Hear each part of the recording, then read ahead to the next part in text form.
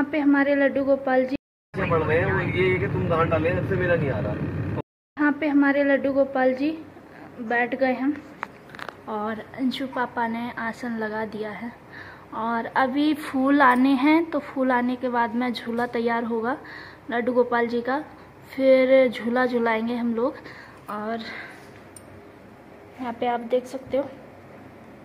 तो हेलो दोस्तों, नमस्ते, राम राम, कैसे हो आप सब? भाई बहुत अच्छे होंगे। और मेरे यूट्यूब चैनल में रेखा एंड अंशु ब्लॉग में आप सभी का स्वागत है। तो आप जो साड़ी देख रहे हो वो आज मैं पहनने वाली हूँ। सबसे पहले आप सभी को हैप्पी जन्माष्टमी।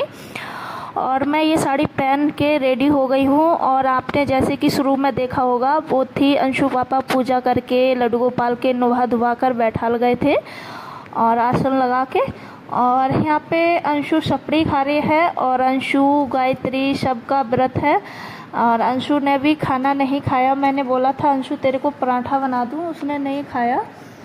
तो अंशु बार बार बोल रही है कि मम्मी मेरे में से सपड़ी खाओ और गायत्री बोल रही है कि मेरी सपड़ी में से सपड़ी खाओ।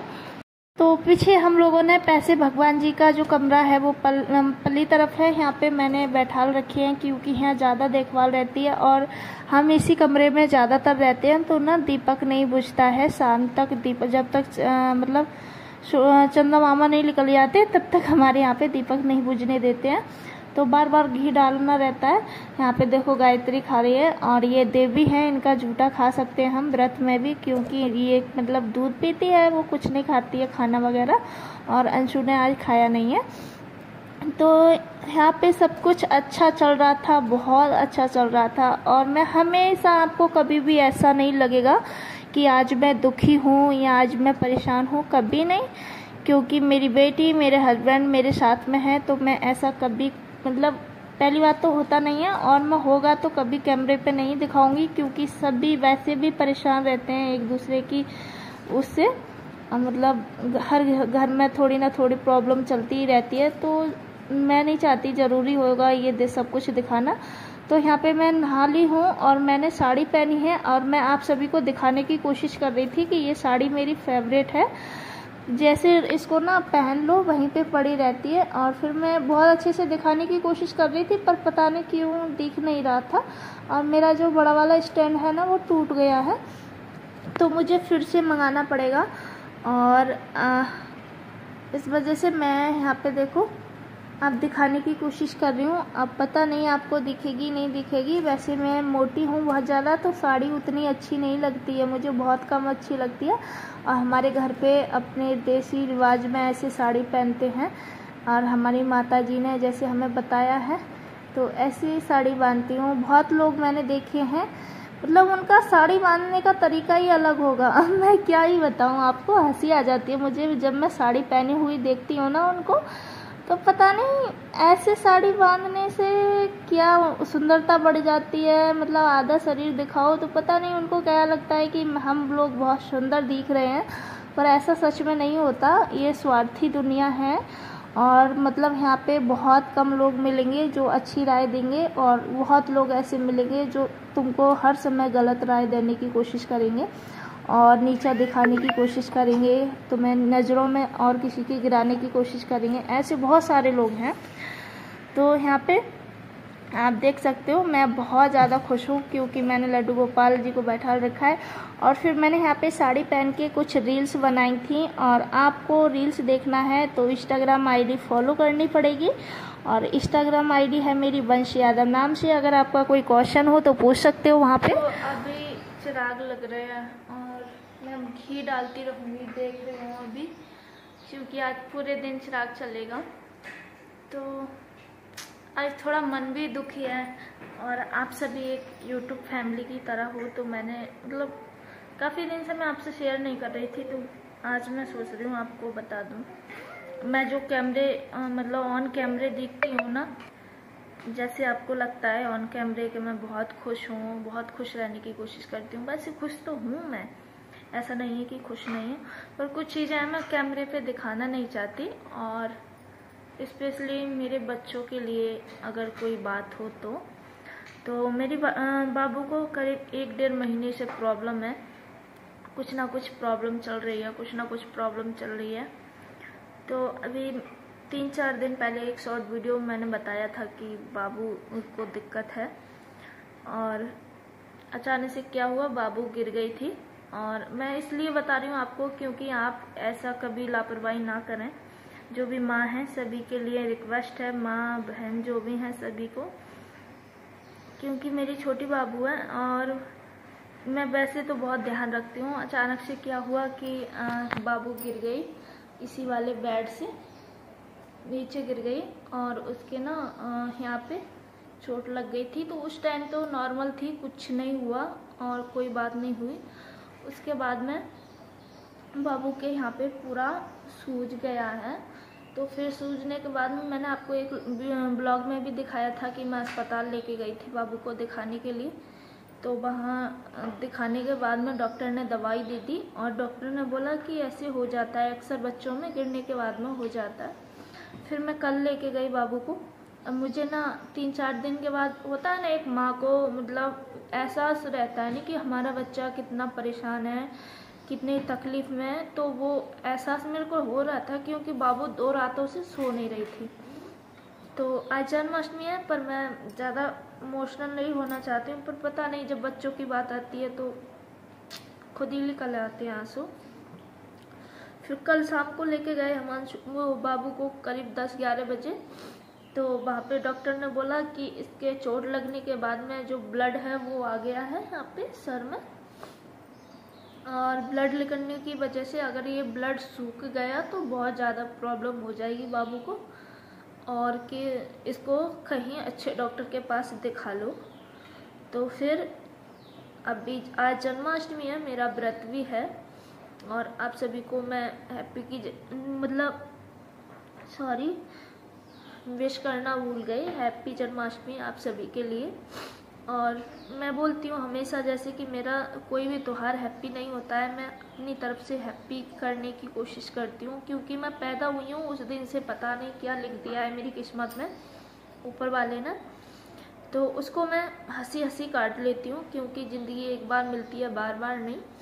तो अभी मैं बाबू को लेके जाऊंगी और फिर मुझे आज मैंने नंबर भी लगवा रखा है, इसको बाबू को दिखाना है मुझे, और मैं आपको वीडियो में दिखाऊंगी कि कहाँ दिखाना है। और यहाँ तो मतलब चंदोसी में तो मना कर दिया सभी ने कि हाँ मत दिखाओ, बाहर ले जाओ कहीं। तो अभी हम लोगों ने सोचा है कि आज जन्माष्टमी है तो आज अंशु के पापा वैसे तहसील गए हैं, उनको कम ही छुट्टी मिलती है, बहुत कम छुट्टी मिलती है। तो वैसे तो उनके ऊपर है, सब कुछ ठीक ही होगा जो होगा। और बाबू अभी सो रही हैं,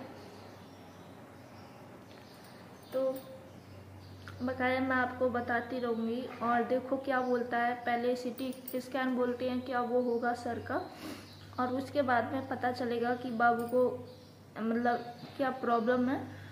तो आज व्रत भी है, भगवान से प्रे भी कर रही हूँ, और क्या ही बोलूँ।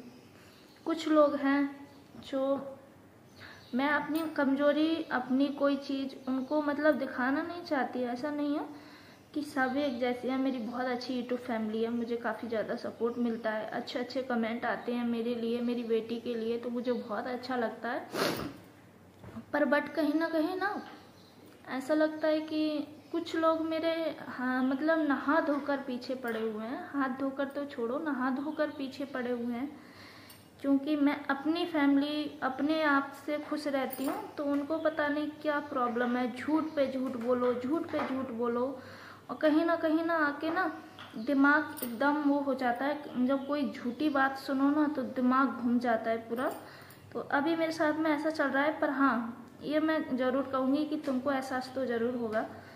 और मैं जो करती हूँ हर किसी के साथ अच्छा ही करती हूँ, मेरे साथ कभी बुरा नहीं होगा, और नहीं बुरा हुआ है कभी। बहुत बुरे दिन आए थे और सब इनके ऊपर छोड़ दिए थे, तो ये भी सारी चीज़ें मैंने इनके ही ऊपर छोड़ दी हैं। तो चलो मैं दिखाऊंगी आपको कहाँ लेके जाते हैं बाबू को।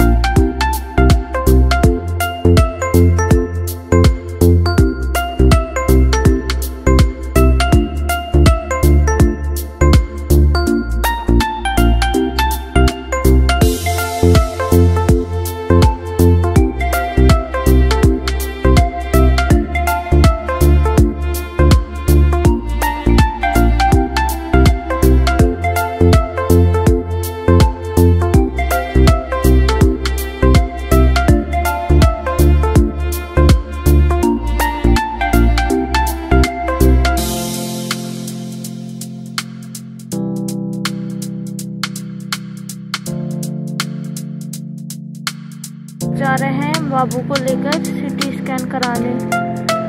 पे कुछ बात कर रहे हैं भैया से और यहीं होगा बाबू का सिटी स्कैन। अब पता नहीं, भगवान जाने, सब कुछ अच्छा ही हो।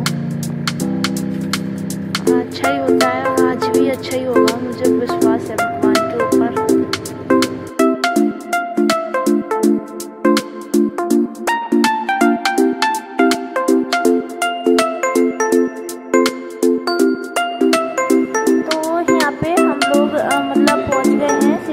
कराने और यहाँ पे भैया बैठे हुए थे और करीब 11 बज गए थे, 11-12 के आसपास।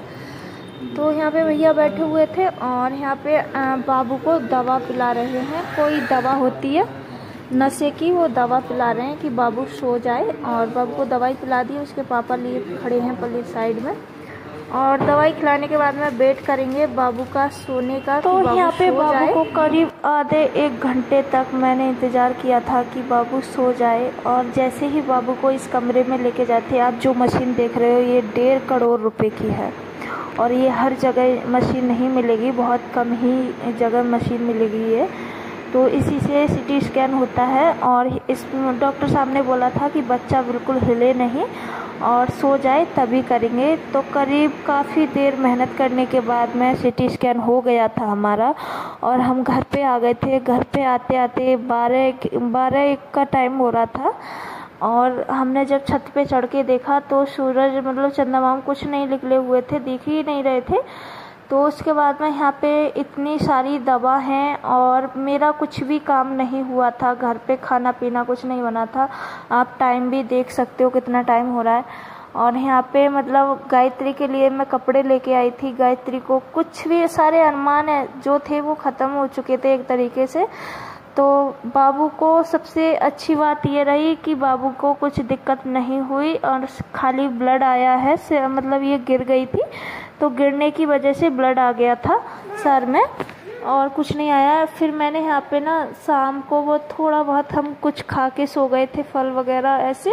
फिर मैंने यहाँ पे सुबह उठ के और शुरू कर दिया था भोग लगाने का प्रोग्राम, क्योंकि रात में खाना मैं कैसे बनाती, बहुत थकी हुई थी। तो यहाँ पे मैंने बनाई है कचौड़ी और पूड़ी, खीर, आलू और रायता। तो नॉर्मल सा खाना मैंने बनाया है, बिल्कुल भी लहसुन प्याज का प्रयोग नहीं किया है। और यहाँ पे मैंने मतलब होता है ना, एक माँ को मतलब जो चाहिए होता है वो होता है उसका बच्चा अच्छा लगना चाहिए। तो ना मेरा मन नहीं माना, मैंने सोचा कि जन्माष्टमी कल बीत गई तो क्या हुआ, भगवान तो हर दिन होते हैं। तो मैंने यहाँ पे किट्टू को जो ड्रेस किट्टू के पापा लेके आए थे ना, तो वो पहना के दिखाई थी कि कैसी लग रही है। तो काफ़ी अच्छी लग रही थी बाबू को ड्रेस। और यहाँ पे मैंने खाना बना के रख लिया है